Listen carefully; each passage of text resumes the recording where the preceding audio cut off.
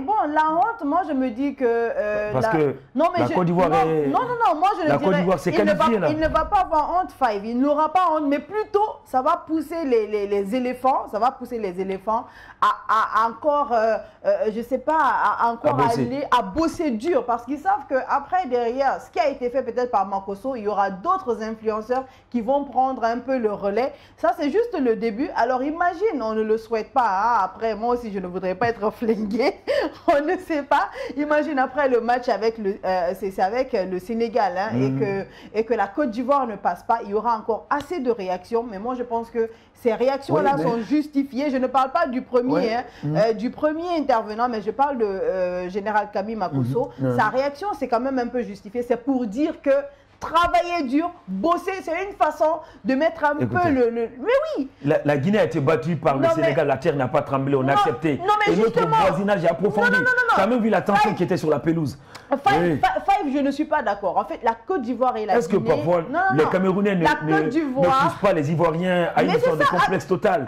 Est-ce que ça ne dérange pas leur morale? À se surpasser. C'est comme par moment, la Côte d'Ivoire également pousse le Cameroun à se surpasser parce que... Jamais. Attends, on revient, n'oublie pas. Le Cameroun a combien de Coupes d'Afrique des Nations?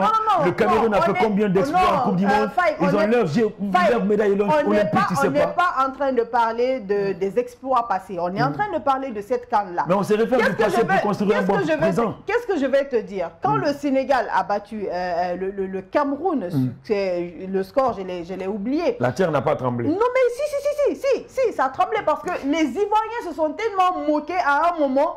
Et c'est là, je me dis que Eto'o-même, il était fâché, ils ont tapé sur la table. Il y a eu des influenceurs camerounais qui sont sortis. Ils ont lavé les lions indomptables, ils les ont traités de tout. C'est pour dire quoi? Et si vous êtes allé à la CAN, n'oubliez pas que la Côte d'Ivoire est là. Si on perd, il y aura des moqueries derrière. Et c'est pareil pour la Côte d'Ivoire. Donc ça fait que si ça ne va pas, mais parfois il faut des réactions comme ça. Et c'est ce qui manque parfois chez nous. Parce que nous, chez nous, parfois quand on veut dire la vérité, on est fiers. Mais oui, parce que les gens aussi ne connaissent pas la manière de dire la vérité. Parce qu'on peut dire la vérité sans pour autant insulter. Il l'a dit, il a parlé à un moment donné, oui, parce que parfois les mots, ça peut aller un peu plus loin. Mais on peut dire la vérité sans pour autant insulter.